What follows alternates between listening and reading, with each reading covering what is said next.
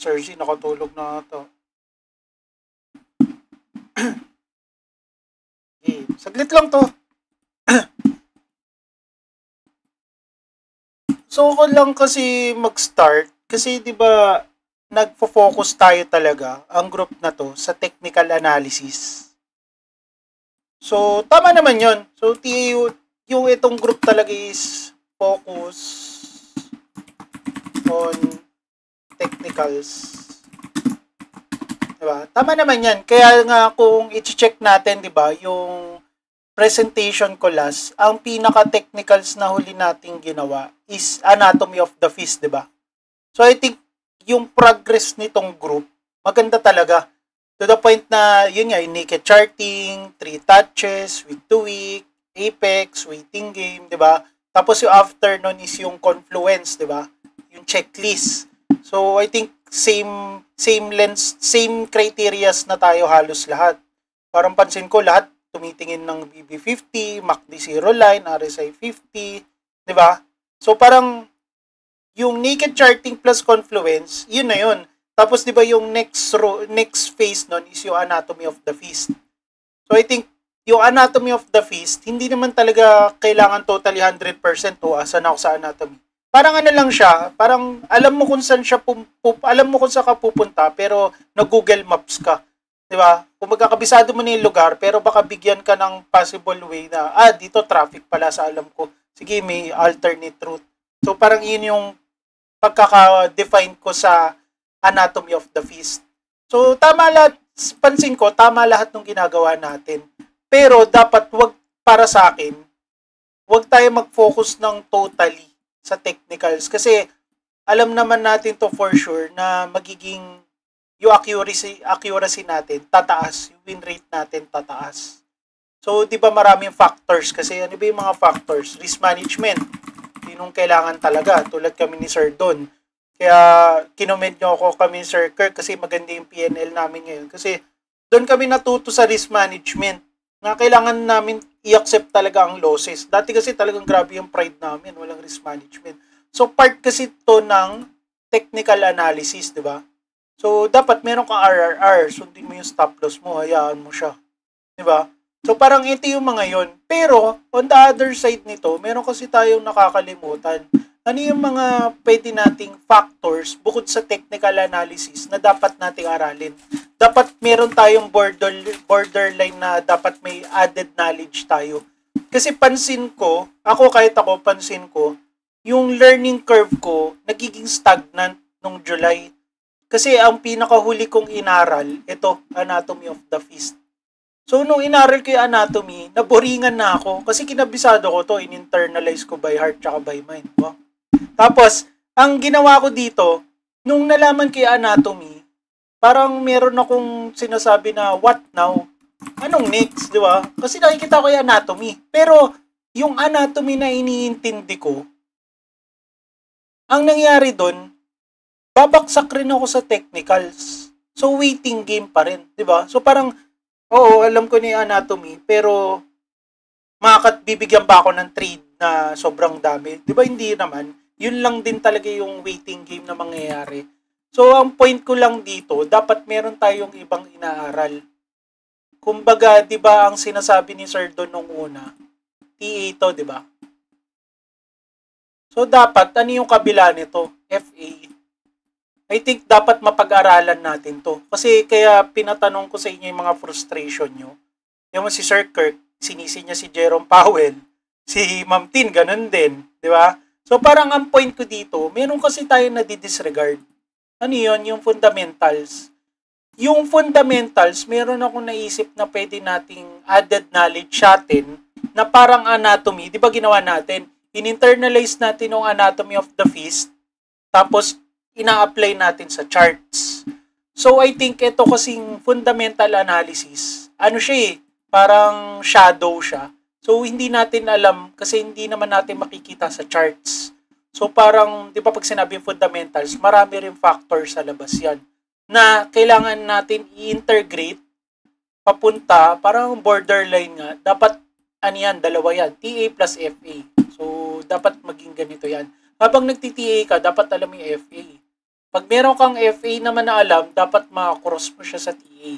So, ito yung pagkaka-define ko dito. Kasi nga, yun, yung ulitin ko, yung nalaman ko yung anatomy, hindi ko na alam yung gagawin ko.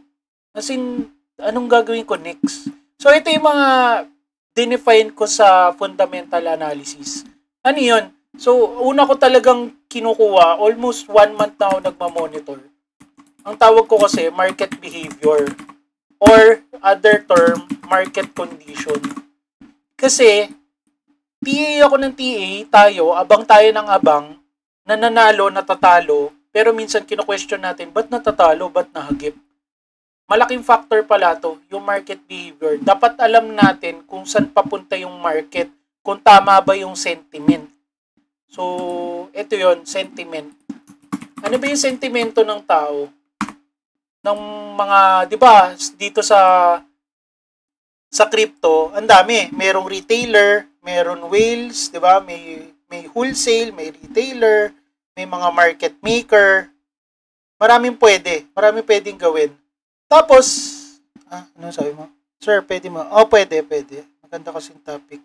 Oh, tama. So, para sa akin, itong market behavior, kailangan talaga natin ng sentiment. Kasi, hindi tayo pwedeng puro TA lang. Magiging stagnant tayo, promise. Kasi, di ba, sa TA, ano ba ang goal natin? Di ba, ang goal natin is breakouts. Anong gagawin sa breakouts? TRBO, TLSBD, horizontals, di ba? Tapos, kung meron mga nag-TRBO, hindi natin nakuha yung TRBO, TLSBD, di ba, minsan, yung mga iba sa atin, sumasalo ng Osher, pati oras. Guilty ako dito. So, parang, ang mga trade talaga natin, ang style ng itong group na to, itong tatlo. So, correct me if I'm wrong na lang itong tatlo talaga. So, ang mangyayari nito, kung magawa natin tong mga to, anong gagawin natin, di ba? Babaksak tayo dito, what now? So, I think, ito yun, kung multiverse, dapat meron tayong kabilang side, which is fundamentals.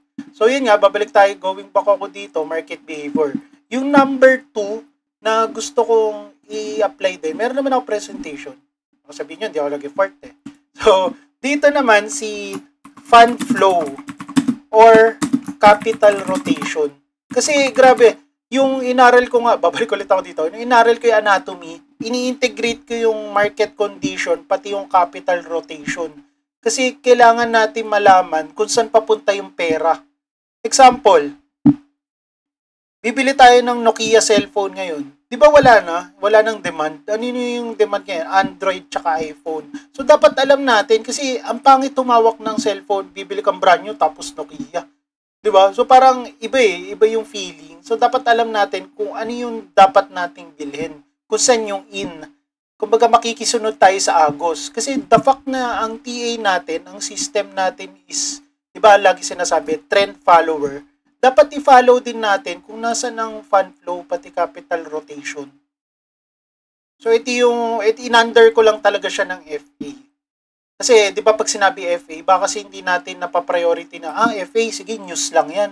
Sige, rumors lang yan. Sige, catalyst lang yan. Pero meron dito talaga sa ilalim yan. So, para sa akin, ito yung pangatlo. Yung catalyst na lang talaga. Sila na lang yung magsasabi. Catalyst, news, di ba? Hearsay, tapos rumors, yan yung mga other factors kung ano yung nakaka-affect sa TA natin. Kasi sobrang ganda nung example yung nangyari nung Friday. Tapos yung number 2, yung previous, parang last week, di ba? PPI naman. So, parang Jerome Powell plus PPI, sobrang ganda nung big moves nun, di ba? Pareha shorting ang nangyari. So, yan. Ito yung gusto ko lang i-emphasize. Dapat, ako kasi, hindi ko sinasabing aralin nyo na to, pero para sa akin, it's time na rin na i-cross nyo na yung boundary nyo dito, FA. Alamin nyo na yung nangyayari sa market condition behavior. Kasi itong TA, naniniwala ako this year, yung accuracy natin dito sa tatlo, talagang gaganda.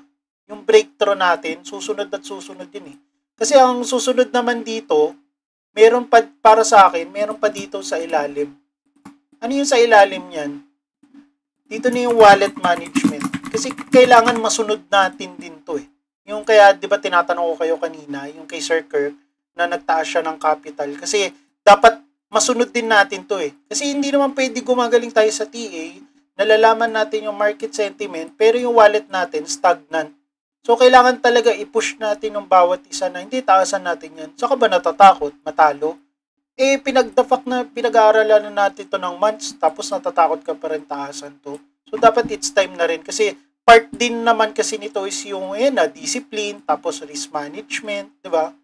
So, I think maganda rin na isabay ito. Pero hindi pa ako agree dito eh. Kailangan mahinog muna tayo ng at least 3 months na talagang sobrang na natin. Kumaga lahat tayo profitable na. Yun. So, ako kasi, ang topic ko ngayon, diba, mag-start pa lang ako eh. Mag-ano ako dito. Dito yung gusto ko i-priority sa atin. Fundamentals. So, nag-ready ako ng presentation. Pero, mabilisan lang to. I-define ko lang kung ano, pero alam niyo naman na to. Yan. I-define ko lang yung fundamental drivers. Ito kasi yung mga, di ba yung, baka kasi meron pa ba dito na, meron sa messenger na, uy, ano yung sinasabi nilang PPI? Uy, ano meron sa speech ni Powell? Dapat alam natin yung mga factors na yun. Kasi fundamentals nga siya. So, kinausap ko lang si ChatGPT. And according to ChatGPT, merong 6. So, CPI, PPI, FOMC. So, marami. Kumbaga, pinakita ko lang sa inyo para ma-familiarize lang yung utak nyo na ma-register sa utak nyo na, okay, CPI, okay, PPI, okay, FOMC. Baka kasi meron dito, ang FOMC, iba pala yung meetings tsaka yung minutes. Baka kasi mapaghalo nyo siya. So, dapat ma-well-defined natin na magkaiba siya.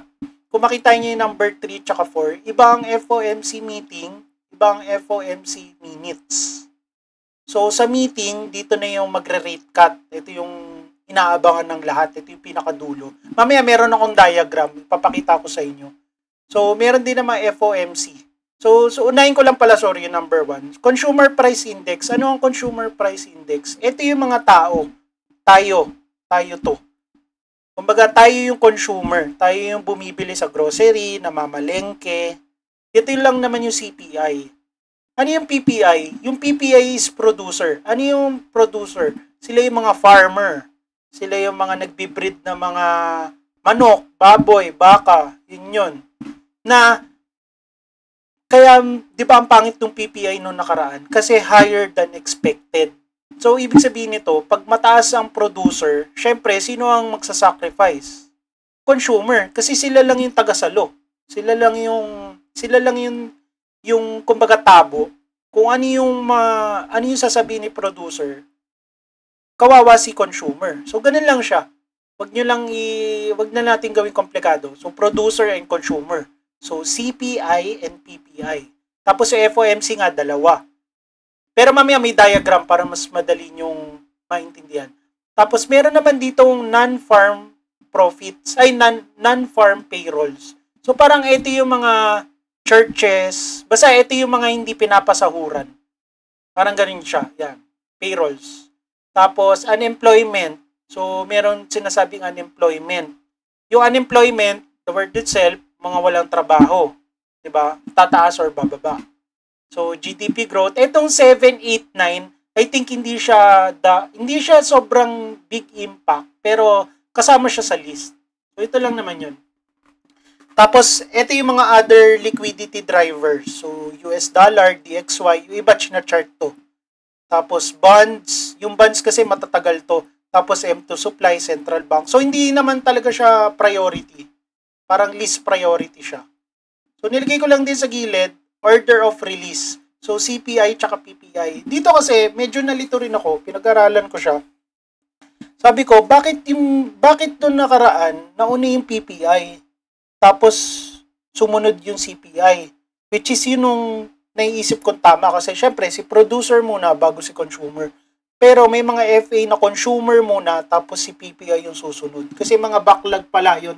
Kumbaga parang tinetrace pabalik. So, ganito lang siya. So, nakalagay dito, yan.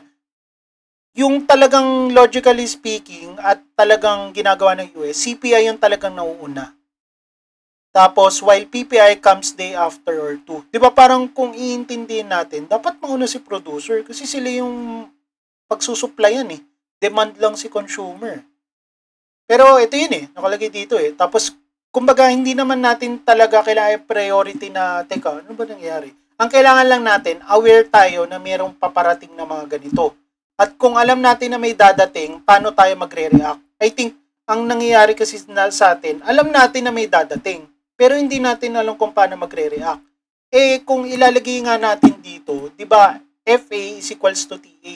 So, kung meron tayo inaabangan na TA, kunyari, TLSBD, tapos negative FA, di bonus points na to, di ba? Kasi nga multiverse Not unless, ang inaantay mo TRBO, so pataas, tapos biglang yung FA ang pangit, di contradicting silang dalawa. Kaya lagi ko sinasabi, may borderline. So dapat, pag ito mag-agree, dito sa TA, equal sign, di extra push yun. Di ba? Yun yung point ko. So, yan lang naman yun. So, dinefine ko lang naman ng mabilisan. Yan. So, next slide ako. Yung CPI, PPI monthly. Monthly. Mamaya, ipapakita ko, sir, kung ano yung daily, monthly, weekly. Meron naman siyang diagram. Yun. So, next slide ako. Ito ano lang din naman siya, affecting crypto pa rin.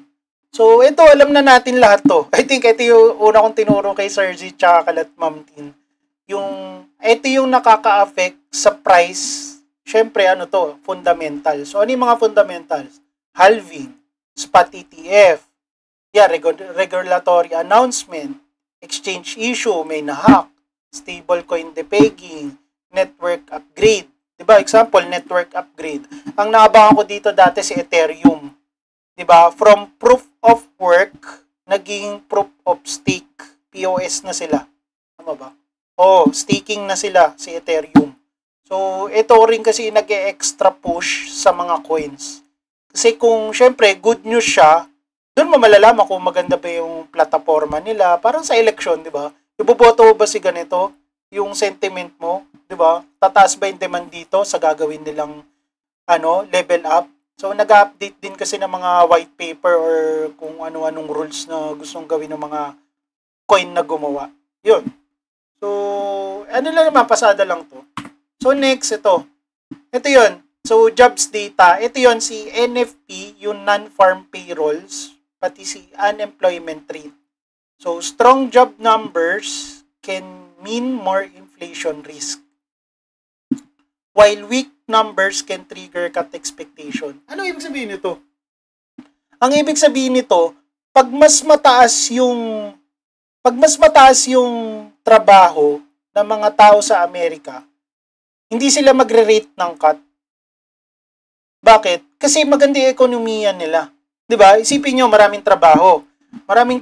Hayahay tayo. May bonus, may whatsoever, every 15 quincenas. So, gagawin ng mga tao, sige, bili. 'Di ba? Shopping spree. Or kung ano man yung pinaggagastosan nila. So, walang reason yung Fed na mag-rate ng cut. Kasi the more na maraming spending, the more na maganda ekonomiya. Kasi, syempre, due to taxes. Ito lang yun. Yun lang ibig sabihin nun. So, how ironic kasi dito sa crypto, gusto natin walang trabaho yung mga tao. Bakit? Yun yung vice versa ng maganda. Pag pangit, maraming unemployed, mapipilitan yung Fed na mag-rate ng cut. Kasi bakit magre-rate ng cut? Domino effect siya. Magre-rate ng cut, maraming taong ma-entice, magugustuhan na mag-loan, kumuha ng pera, tapos yung mga companies maglo-loan para gumawa ng subsidiary, ng other branch, kasi mababa interest di ba? Yung money supply and demand lang, ganun lang siya. So, ang ironic lang kasi talaga nung pinag-aralan ko to, parang tayo lang yung masaya pag maraming unemployed. Yan, cut ng rates. Yan, tama sir. Yan. Diba parang ironic, tayo yung nagbubunyi pag kawawa maraming unemployed. Tulad ko, unemployed. Yun. Yan. So, non-farm payrolls. Ito lang naman yan. Yan. A monthly, ito sir yung tanong nyo kanina, Sir Kirk. A monthly US jobs report released by Bureau of parang kumbaga ano lang naman to. Ito yung mga non-farming, excluding farm workers, government employees, private household. Ito yung mga kasambahay. Tapos, employees non-profit organization. Ito yung mga co-op, simbahan, yun. Ito lang naman yun. So, next slide. Yan, DXY. Stronger dollar usually pressures crypto. Weaker dollar often lifts it. So, ano ibig sabihin nito? Pag mas mataas yung dollar, yung appetite ng tao, gusto nilang ilipat yung pera nila sa dollar. Kasi tumataas eh. Diba? Pag tumataas, syempre, buy low, sell high. So, kung meron akong peso, meron akong bagong sahod, bibili akong dollar, tataas siya. So, parang naka-risk off. Kasi alam natin na malakas ang dollar kasi sila yung number 1 currency. Yun yung ginagamit worldwide. Ilan naman siya. So, pag bumaksak ang dollar, matatakot yung tao. Oh, ba't bumabaksak? Sige, bibili na lang ang Bitcoin kasi deflationary si Bitcoin. Ganun lang naman siya. So, lagi alternate.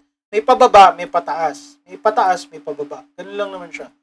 So, ito yung bond yields. So, hindi ko to masyadong pin-priority. Actually, hindi ko pa siya naaral, yung bond yields. Pero I think, long-term goal kasi ang bond yields eh. So, makaka-affect to sa mga talagang position trader, itong bond yields. May impact to pag merong biglang, kunyari, may changes after 5 years sa bonds na ibibigay nila. So, parang doon lang, so, parang bihira to. As intraday trader kasi itong perspective na tinuturo ko. Yun. So, next slide. Ito yon. Para lang din makita nyo kung paano kung paano makaka-apekto ang CPI tsaka PPI. Ito yon. So, yung PPI is mababa, CPI is mababa, rate cut is mababa. Ganun lang siya. So, pag mataas si CPI, mataas din si PPI, mataas yung rate hike. 'Di ba? So, parang pag maganda yung bigay, pag pangit yung bigay, kasi mas tataas eh, di ba? Ito yung kasi nakakagulo talaga to. Medyo, confusing talaga. Pero ito lang talaga yon. Kumbaga, kung gusto natin na mag-rate cut sa September, dapat pangit yung PPI tsaka CPI. Yun lang yung layman term. Kailangan mababa. Pag mababa yan, good news. Di ba yung sinasabi ko sa inyo kanina sa employment? Pag pangit ang employment, maraming unemployed, masaya tayo. Parang ganun. Dito, ganun din. So, di ba yung nakaraan, ano yung inabangan natin? PPI, di ba? Higher than expected. So, ang nangyari nun, chain reaction. Yung rate hike, kaya ang pangit din nung kay Powell last week kasi yung appetite sa PPI tumaas. Di ba? Higher than expected. So, ang rate hike, wala sa formula nila this September. Ay, rate cut. Yung rate cut. So, parang either ang mangyayari dyan is i-extend na naman nila sa October yung rate cut, tapos sa September, no changes. Yun kasi, kung babalik na naman tayo dito, yung FA kasi, di ba itong TA, nagpo-forward test tayo, dapat itong FA, pino-forward test din natin. Kasi dapat, alam natin kasi balang araw kasi, magagawa din natin to sa mga spot trades. Kasi ang ginagawa natin, syempre, nagre-react tayo sa TA gamit yung FA, di ba? Ganyan nangyari. Vice versa, ganun din. Pero the fact na kaya nating i-forward test yung FA, kung ano yung magiging galaw nito, makakatulong din sa atin to, lalo na sa spot trades natin. Kasi pwede natin i-swing . Example ngayon, August, ang pangit. Tapos ang forward test ko kay FA, magre-rate cut ng October. So, bandang August and September, pwede tayong mag-DCA ng spot. Tapos, ibebenta natin, DCA selling din, patagpi-tagping benta, habang kumikita ng October, November, December. Diba? So, sana maanin nyo to, ma-internalize nyo rin to. Maganda kasi talaga na nagpo-forward din tayo sa FA. Ayun. Yan. So, yung una nito, sa diagram ko is PPI. So, yung sinasabi ko sa kanina, producer. Ang next nito, yan, meron din picture sa taas.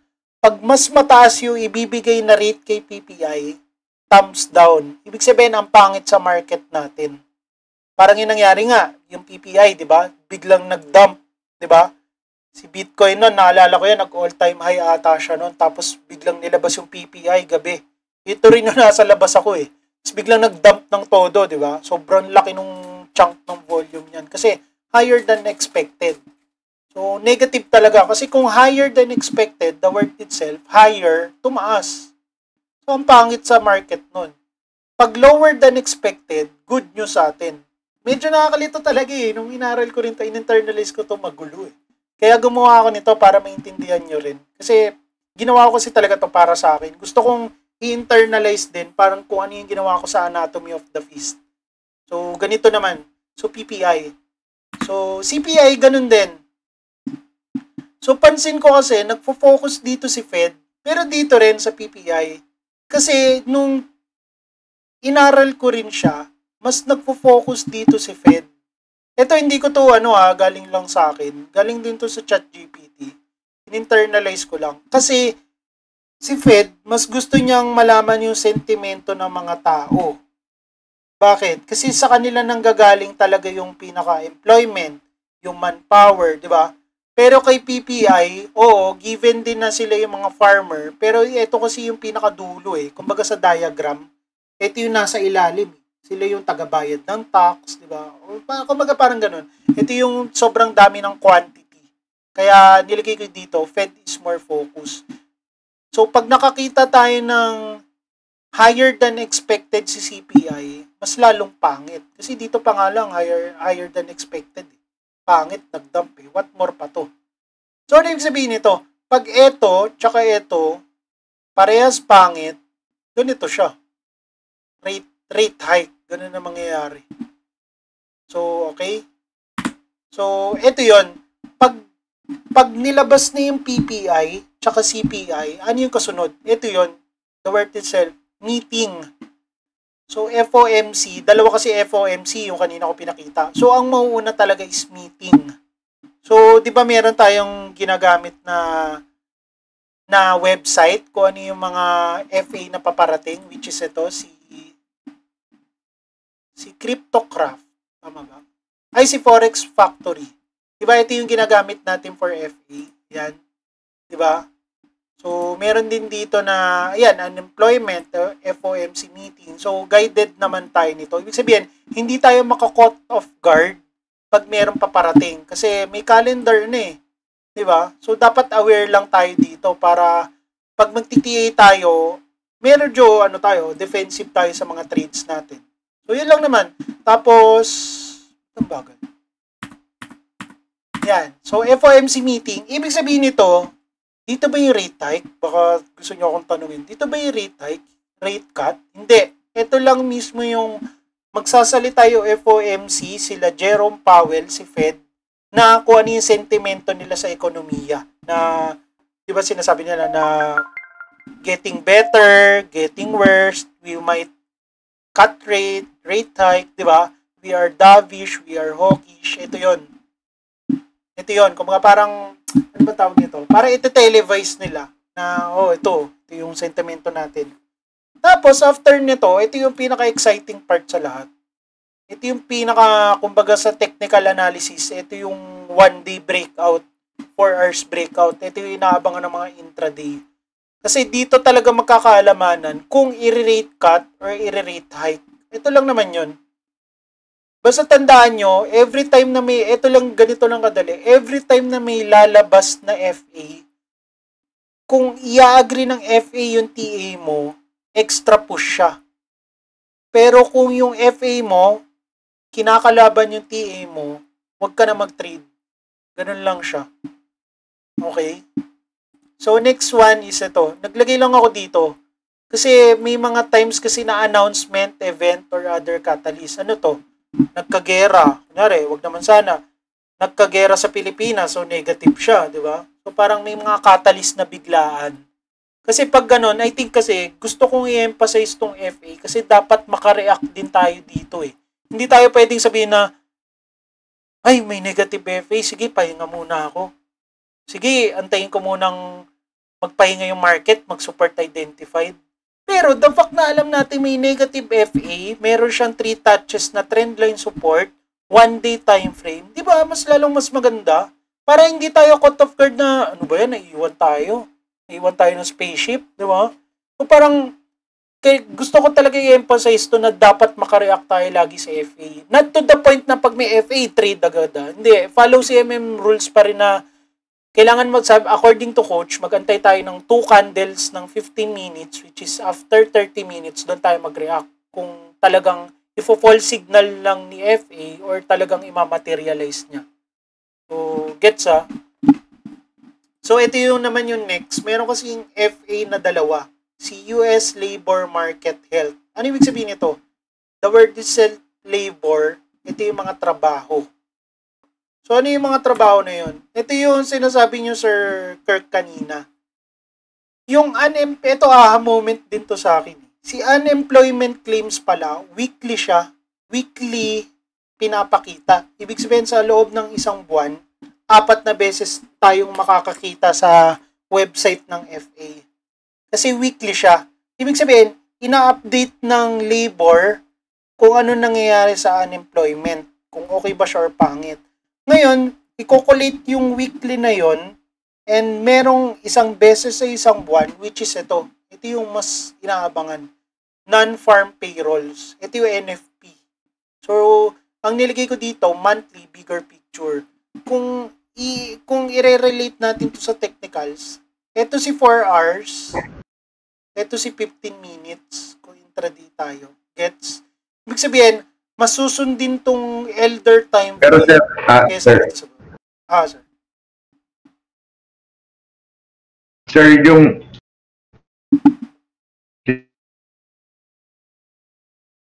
siyempre hindi naman siguro, ewan ko sir kung yung sa law of time frames natin pareho. Pero if yung 3 consecutive weeks is week siya, so we can assume na yung month is kasi pagkakatanda ko mid-month yan lumalabas. Yes, tama. Tama ba?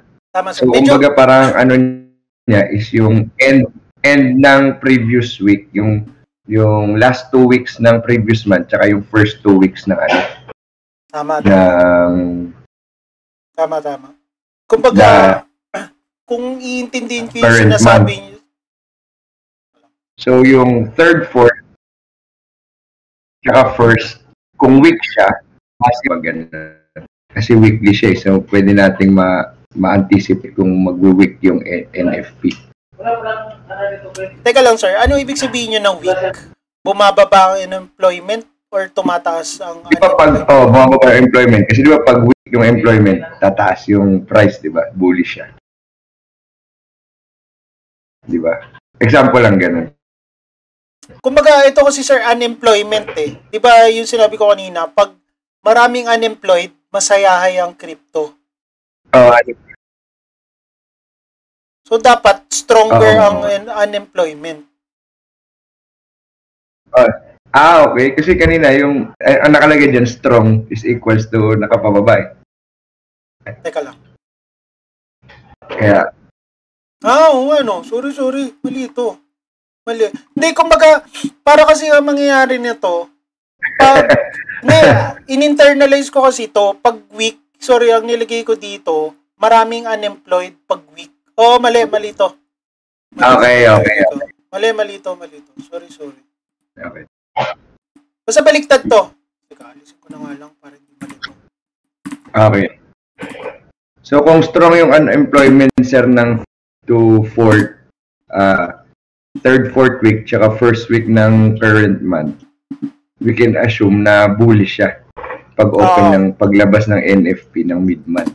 Tama. Okay. Basta ang goal lang nito, sir, mas maraming unemployed, mas maganda. Kasi nga, ang mangyayari nito, kasi tama, sir, yung logic na naisip nyo, sir. Kumbaga sa technical analysis, tinutuktok niya. Diba? Ibig sabihin, kung 4 na straight weekly, ang pangit ng unemployment, diba? Ibig sabihin nun, alam mo na yung lalabas dito, na pangit din. Ibig sabihin, mas mataas yung unemployed. So, parang ito kasi yung bigger picture. So, parang in a way, yung sinasabi ko sa inyo kanina, mafo-forward test natin ng FA kung pangit or maganda. Kasi we can assume pwede na tayong mag-forward test. Yun. So, ito, according to ChatGPT lang din, yan, rule of thumb for crypto traders. macro driver, si CPI, ito. Tapos hindi lang nasama si PPI, pero kasama yan. Pero CPI nga kasi mas focus dito si Fed. Kaya niligay ko dito, CPI, mas focus si Fed. NFP, ito yon yung monthly. Kaya kailangan malaman din natin ang unemployment para ma-predict natin to. Pero pwede naman tayo mag-direct na lang din kay coach na kung ano yung sasabihin niya. Pero may times kasi na nandyan tsaka sasabihin ni coach. So, dapat hindi tayo pwedeng magdepende sa spoon feed. Kasi the fact na lifetime knowledge tong crypto, full-time trading ang goal natin, financial tsaka time freedom, dapat inaaral din natin to sa sarili natin. Hindi lang tayo pwedeng spoon feed lang ng spoon feed ng ibang tao. Yun. So, yan, nakalagay dito is equals to set the bigger trend. Ibig sabihin, ito yung sentimento, ito yung market behavior. Yeah. So, crypto-specific drivers. Ito lang yung nakalagay, yung parang kanina. Si ETF, regulation, hack, salving. Trigger short-term volatility. Yeah. Kasi, di ba, pag halving, alam natin na anti-inflationary yan. Kasi, hinahati sa miners So, pag merong halving, syempre makakaramdam tayong volatility niyan. Pero, long-term, pataas siya. Kasi, bumababa yung supply. So, ito yung sinasabi sa inyo na kailangan din talaga natin aralin. Kasi pag nag-position trade or spot trade tayo, makakatulong tong mga to Kaya kailangan ma-discuss din natin to. I-normalize natin na dapat pag meron kayong nalaman na may paparating na FA or rumor, sabihin nyo dito sa group. Kasi hindi tayo pwede mag-rely ng pure TA. Kasi tulad yan, si Ma'am Tin, nakapag-trade siya, pero nawala sa isip niya na merong FA na ang nangyari kasi nung Friday, FOMC meeting. 'Di ba? So parang instead na manalo-matalo ang mangyari sa nung Friday, aware ka, 'di ba? Hindi ka mako-caught off guard na ano ba yan, nag-trigger order ako. Kaya pala na-hit yung stop loss ko. Wala pa pala akong stop loss no. 'Di ba? Ito yung mga factor no. Yan. So next slide. Ito, dito na ako. Teka, bago ako mag-start. Meron ba kayong tanong? Dito. May mga tanong ba? Bago ako mag-next slide. Sir Francis, may tanong ba kayo, sir? Sir, wala naman. Pero ano naman, sir? Madali ba intindihin? O na-overwhelm lang ako sa turo? Akin, sir, okay naman siya. Kasi parang na-discuss na rin. Maganda siya, sir, kasi hindi ko rin talaga alam yan. Kayo, Sir Shex, na ano ba? Ano naman? Ba kasi masyadong mabilis, masyadong info overload. Pero in-interpret ko lang kasi talaga to Yun lang naman siya. Okay naman, sir. Pero alam ko lagi naman pero most of the time si coach nagsasabi sa members group ng FA pagdating sa mga ganyan. Pero okay siya kasi mas alam natin kung paano mag-react kasi nga most of the time alam natin may FA pero yung paano mag-react yun yung hindi natin nagagawa. So ano na lang siguro Itong slide mo na ito yung pinaka-factor pag may dumarating. Kasi, for sure, pag may FA na naman, kailangan natin balikan ito Tama. Itong slide mo. Tama, sir. Kasi, tama. I-review. Thank you sa mga feedback, sir. Pero, ito kasi yung gusto ko i-emphasize din sa inyo. I think napakita ko na lahat to sa inyo. Ito kasi yun, ito yung umattend ulit ako nung sa Baguio. Ito yung pinakita ni Mentor Luke na simplicity leads to success. So, parang ang ibig sabihin nito, kailangan ng goal natin maging boring ang trading. Pero, hindi dapat tayo maging aligaga sa FA. Kasi the fact na may formula na ginawa sila, dapat masunod natin ito. Ano ibig sabihin nito? Babalik ako doon. Kung meron tayo ini-expect na TLSPD, tapos PPI is mataas, higher than expected, ibig sabihin, i-extra push nyo yung mga downtrend natin, di ba? So, kaya meron siyang diagram, sort of diagram. So, market structure muna, support resistance, i-apply mo yung CMM system, then yung dulo is fundamentals. Kaya kung babalikan natin tong pinakita ko sa inyo, dapat parang isipin natin multiverse siya na kailangan factor in din dapat si FA doon sa TA natin. Kasi wag tayo matakot. Not unless talagang kabaliktaran yung ipakita ng TA ha. Kunyari, TRBO, tapos biglang higher than expected si FA, yun doon tayo wag mag-trade. Kasi contradicting. Pero kung parehas silang same path, parallel yung gusto niyang puntahan, edi ba't tayo matatakot? So, kaya ito yun. Dito ko siya na-gets na nga, no? Doon ko na-realize. Yun. Yeah, yun lang.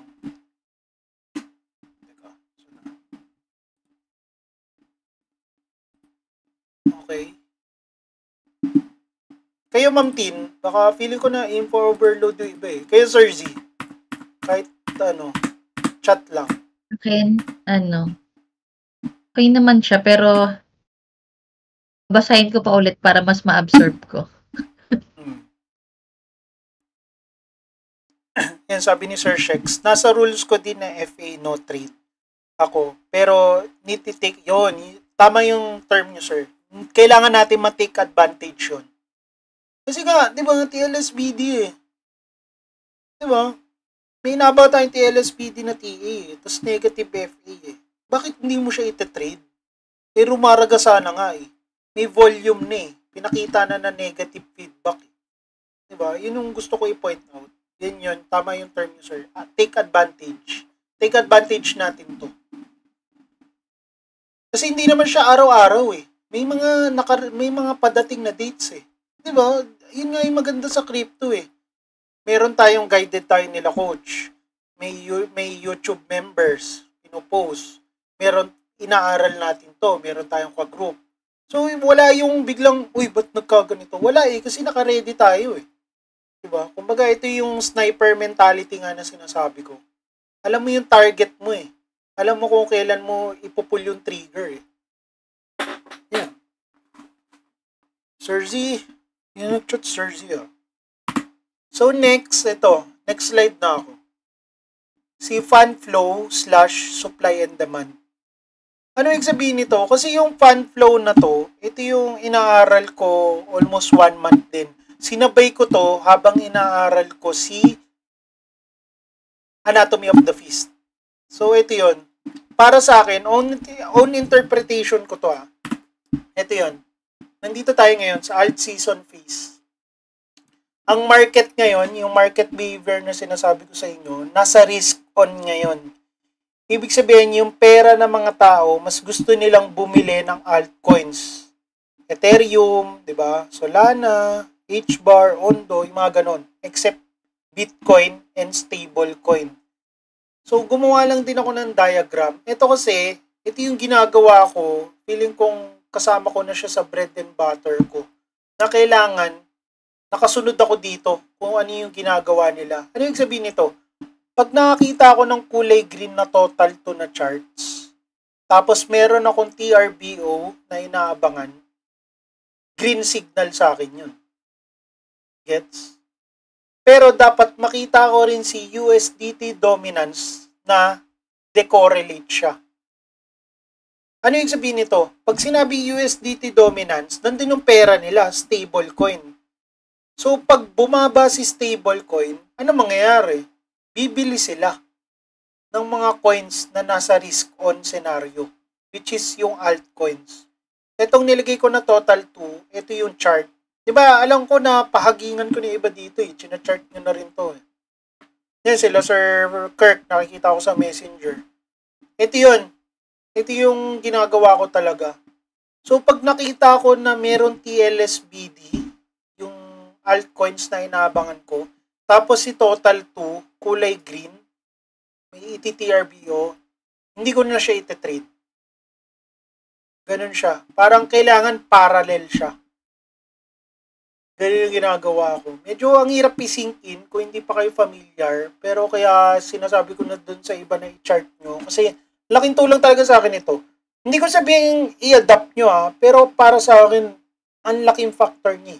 Kasi di ba yung sinasabi ko sa inyo kanina, going back tayo dito. Ito siya, fund flow, capital rotation, tsaka market behavior. Andun yung sentimento ng tao eh. So, bakit kailangan mong labanan?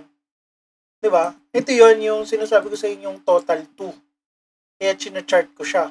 Ito yon yung sinasabi ko sa inyo yung USDT dominance. Di ba?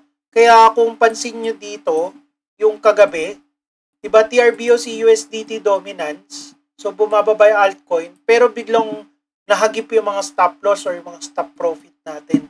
Bakit? Kasi bumabalik siya sa loob ng apex, ng trend line. Pero kung tutusin, TRBO siya. Di ba?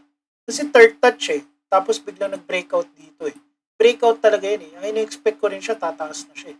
Pero bumalik sa loob.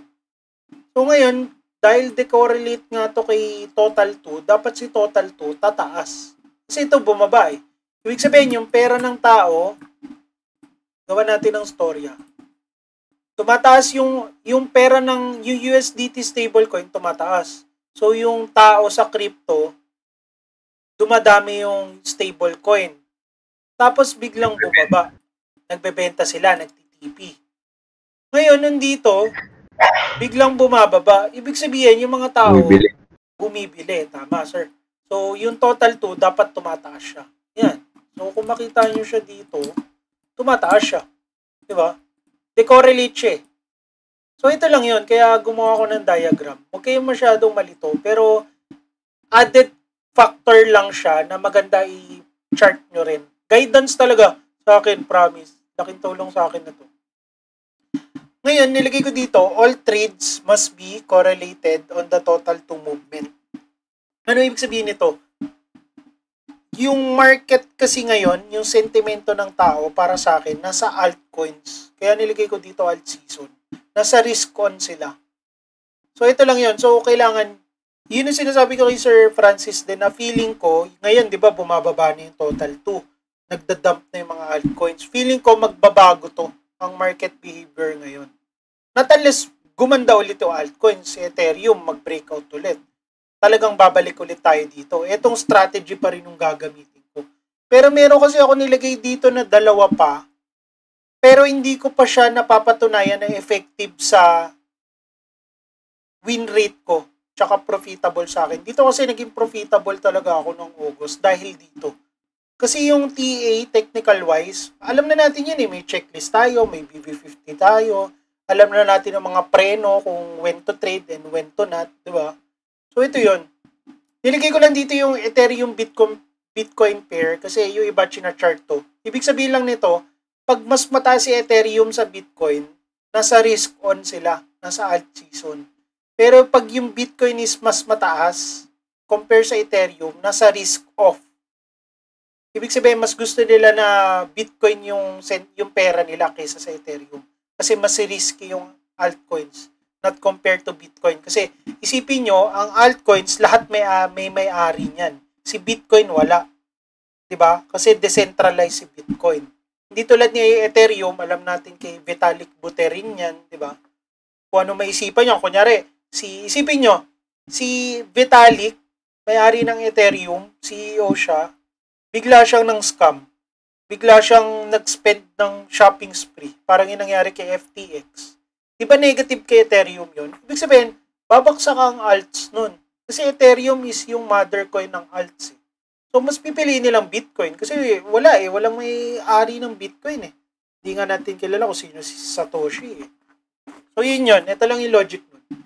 So, meron akong dalawa pang ginagawa na ongoing. Yung second one is bull market. Sir? Sir. Sir, question lang. Yung gamit mo total to tsaka USD. Ano siya? Same time frame apply siya. For example, yung market structure niya for 1 hour. Sa 1 hour mo rin ng coins ina-apply siya. Oh, sir. Yung kung saan ang direction ng niya. Direction. Tama yung term niyo, sir. Direction lang siya. Example, si Total 2, 4 hours time frame to, di ba? So, ang ine-expect ko kasi sa kanya, mag-TLSB. Kasi bearish yung market eh. Di ba? So, market structure-wise, meron akong dalawang trend line dito. So, ang gusto ko sana sa kanya, bumasag siya dito. Tapos mag-O-shore. Tapos baksak. Dito mag-react. Tapos up. So, ito yung market guidance ko kay Total 2. So, kung si Total 2 is alam kong pababa, kasi market structure-wise, ito yung high, ito yung lower high, ito yung lower high. Diba? So, kung gumawa sa kanya ng lower low or equal low, tapos mataas. So, ang sentimento ko dito, bababa si altcoin. So, ang tirada ko dito, in any time frame, sa coins na ite-trade ko, in any time frame shorting play, pullbacks. Short pala. Mali. Sure. Sa akin. Kasi yun yung sentiment ko eh. So, I think doon tayo magkakaiba eh. Kasi para sa akin dito, meron siyang HNS. Diba? Total to ha. Tapos, pwede siya maumpog dito. Which is ito, inumpugan niya na to para sa akin. So, kung i-check natin ang to the left. Pwede dito, kung i-argue nyo. Pero, as long as wala akong makitang total to na gumaganito, bullish ako dito. Pero sa case niya ngayon, nandito pa sa loob eh. Diba? Pwede siya magganito talaga eh, to materialize yung HNS niya. Yun sa akin. So, ang bira ko talaga, shorting play. Maghahanap ako ng mga kahit anong time frame. Sa akin, sir, ganun yung sa akin. Explanation. Ayun. Ayun lang. Thank you. Tapos, ito kasi yung hindi ko nasubaybayan. Hindi ko ito nasubaybayan eh. Sa bull market. Ano ibig sabihin nito? Pag mataas si Bitcoin dominance, tsaka si Total 2, dapat ang ma-sacrifice dyan si stablecoin. Gets? Try nyo muna i-sync in to. Kasi ito yung bull market. Ibig sabihin, nag-agree si Bitcoin dominance tsaka si Total 2. Lahat ng pera nagpo-flow sa cryptocurrency na Bitcoin tsaka other coins. Dito, stablecoin bumababa. So, ang nilagay ko dito, all trades must be pro-trend and be optimistic on the market. Ibig sabihin, puro long. Hindi tayo pwede mag-short. Kasi, green to eh. Ito yung go signal mo na puro optimistic tayo. Dapat, yun na, bull market na. Parang ganun. Ibig sabihin, puro pro-trend.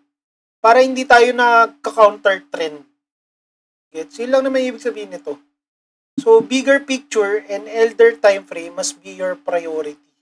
Yun siya. Kasi yung mga napapansin ko pag bull market, kahit merong left hand, binubutas niya yung horizontal. Puro all-time high, all-time high, all-time high. Kasi bull market nga eh. Nawawalan na yung appetite yung tao sa USDT dominance. Ibig sabihin, nire-risk na nila yung pera nila. So, ito lang yun. So, kung i-apply natin dito kay charting din, going back tayo dito kay USDT dominance naman, makikita nyo siya eh. Binacktrack ko rin kasi siya. Itong, kung makikita nyo itong double bottom. Ayan. Kailan itong double bottom na to? December 2024. Ito, January 22. Ibig sabihin, nung nag-double bottom siya, technical analysis wise, meron siyang TNRBO, activation. So, kung makikita mo dito si USDT dominance, tumaas. So, ano yung sabihin ng pagtataas to? Dapat merong bababa kasi decorrelate, di ba? So, kung i-check natin sa technicals to, kailan to? February 2. So, check natin sa example kay Bitcoin, February 2. So, yung February 2 niya, kasi yung February 2. Yan, February 2. Yan, kita niyo siya, bumaba. Kasi decorrelate kay USDT dominance. Yun lang siya, decorrelate siya. So, ngayon, balikan naman natin si USDT dominance. Paano naman pag bumaksak si USDT dominance? Ganito rin. So, ang nangyayari ngayon, di ba? Ang trend ni USDT dominance na daily, downtrend. Di ba? So, ibig sabihin, yung pera ng mga tao, ginagastos nila. Hindi na sa stablecoin. Gusto nila yung pera nila umaakyat. Hindi lang stable. So, kung makikita nyo dito, April this year hanggang ngayon, dapat makakita tayo ng pagtaas. Ito yon, April hanggang pataas. Diba? Ganun lang siya. Ganun lang yung setup niya, bull market. So, kung merong bull market, syempre, common sense, meron ding bear market. Ganun lang din siya. Either way. Ibig sabihin nito, all trades must be correlate on the Bitcoin movement. Ibig sabihin, kung bearish sentiment, tumataas si USDT dominance, dapat puro short tayo na nakadepende kay Bitcoin kasi mother coin siya. So, kung magti-TRBO si Bitcoin, dapat long din tayo sa altcoins. Kasi nakadepende. Kung pula to, pula din dapat to. Pag green to, green din dapat. Either way. Pero dito kasi, as own interpretation ko, wala pa tayo dito sa dalawa. Nandito pa rin tayo para sa akin. So if ever na matapos to, dito tayo sa bear market. So pag nag-TRBO actually nandun na tayo sa, I think, bandang sumusulyap na to yung USDT dominance. Kasi di ba yung chinart ko, pa-TRBO na. So dapat bumababa rin si total to. Si Bitcoin din, ganun. Yun lang naman siya. Yan, nakalagay sa baba, if Bitcoin dominance is breaking out, focus on trading Bitcoin, BTC pairs. Ibig sabihin, top coins. Pag tumataas yung Bitcoin dominance, ang i-trade natin yung mga pair. Ibig sabihin, si Solana BTC, Ethereum BTC, kasi nagko-correlate siya yung Bitcoin dominance. Tapos, ito naman, if USDT dominance is tumataas, traders are moving into stable coins. May fear sila. Gusto nila risk off. Mas gusto nila na stable coins na lang compare sa volatility. Yan. Okay? Medyo, talaga info overload Pero niya siya? Madali naman ba ang maintindihan? Last slides na lang ako after nito. Kayo, Sir Kirk, pansin ko kasi china-chart nyo na rin to. Meron ba kayong nito? Sentiment dito kung effective or not? Or dagdag trabaho lang? Minsan napaparalyze ako sa kanya. Napaparalyze ako tapos na taliwa siya. Tapos parang, ano na nga ba si Total 2? Ano na nga ba si USDT? Ganun ba? Pero, nakakatulong siya dun sa yung parang nung nakarabi ko, ay puchay, close ko na yata itong ko Kasi saliwa na ako kay Total 2 tsaka USDT. Parang naka-short na ako pero palong na siya. So, kumbaga parang, nakakatulong siya to the point na parang, malapit na ako sa point of invalidation nito Parang ganun sa akin, na pwede kang mag-cut loss, ganyan. Pero minsan yung hoping, yung nakakaano Pero it's a tool for validating your TA and to add conviction. Yun.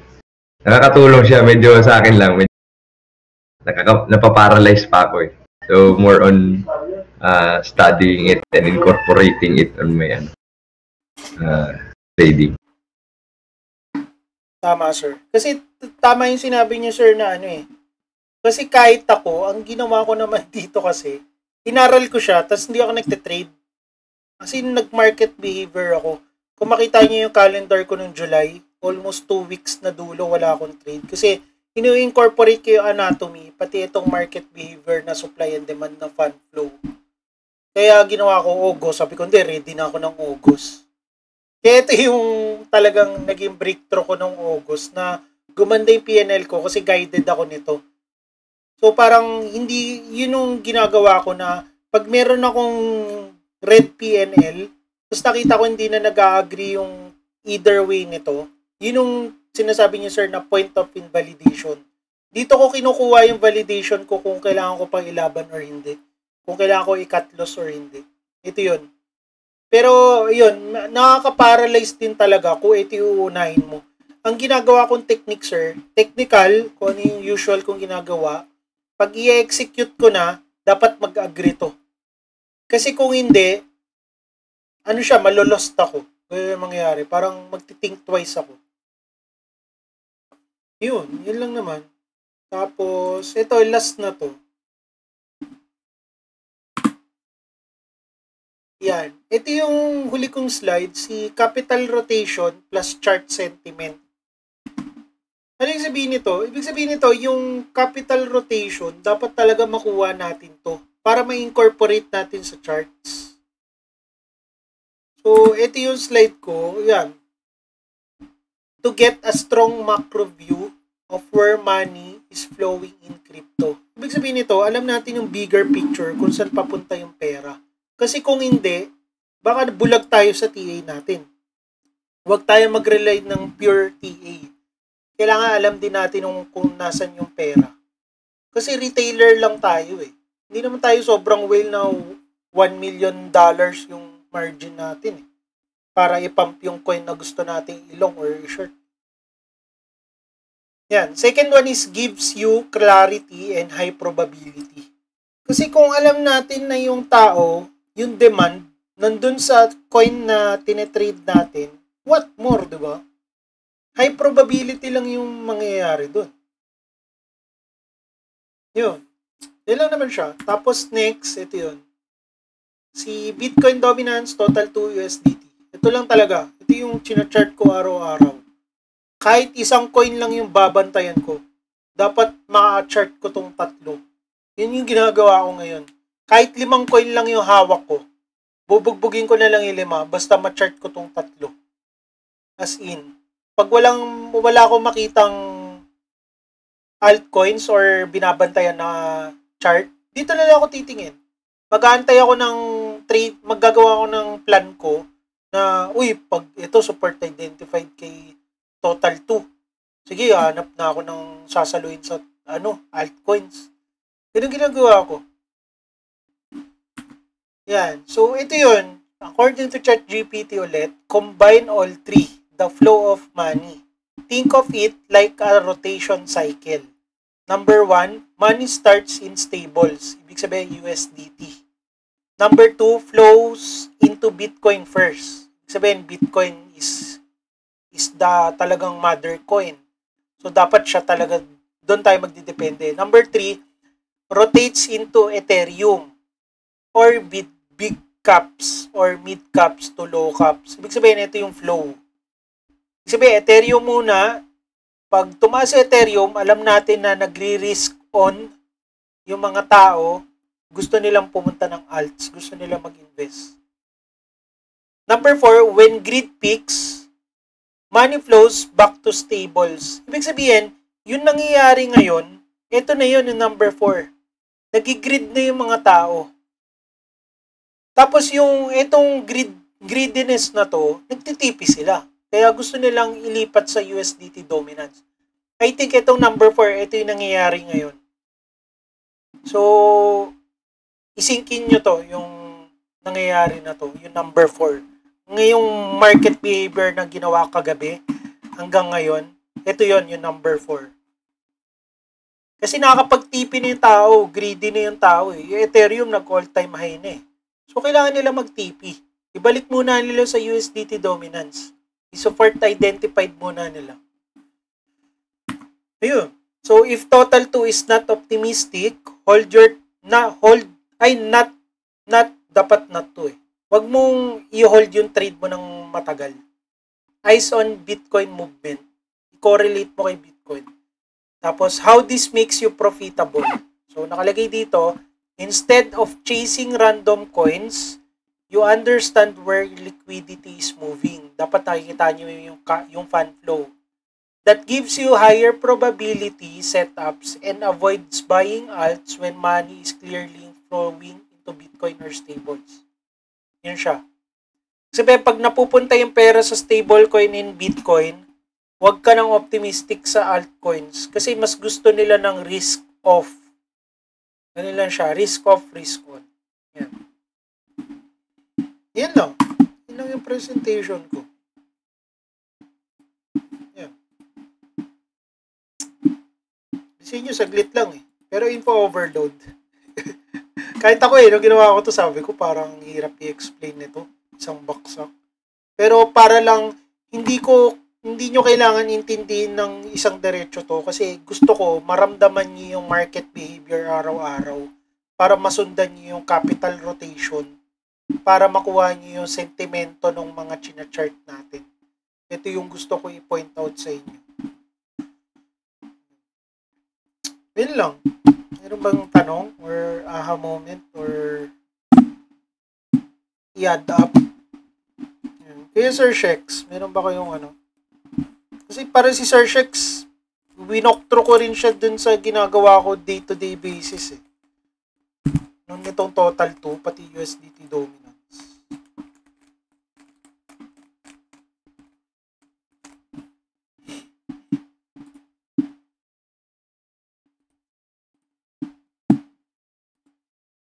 Sir Shex. Kaya Sir Francis, I think alam niyo na rin to eh.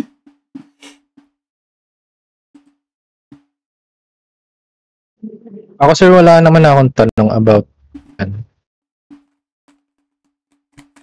Okay. Gusto ko lang kasi talagang malaman niyo yung step na ginagawa ko ngayon. Hindi ko sinabing aralin nyo kagad to. Hindi. Gusto ko lang ipakita sa inyo yung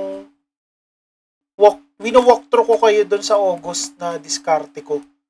Kasi mas bumaba yung trades ko ngayon, pero mas tumaas yung probability, yung accuracy. May talo pa rin, pero yun yung mga blind spot ko na. Pero with the market sentiment na pinapakita sa akin nitong August, I think laking tulong sa akin yung total 2 tsaka USDT. Di pala I think, confident ako na ito yung part ng winning trades ko. Kasi binabacktrack ko rin yung journals ko. Itong rin talaga eh, tumulong sa akin to. Yun lang. Kayo Ma'am Tin, meron ba kayong i-adapt? Adapt? Wala naman. Ano ba? Yung po overload? Oo. Hindi, i-upload ko naman to. Sabi rin ni Ma'am Twinkle eh. I-upload ko eh. Para ulit. Panoodin ulit. Yun lang naman. Ang galing ko na itong presentation. Basta niya lang. Try nyo i-consider. Hindi nyo kailangan i-adapt agad. Pero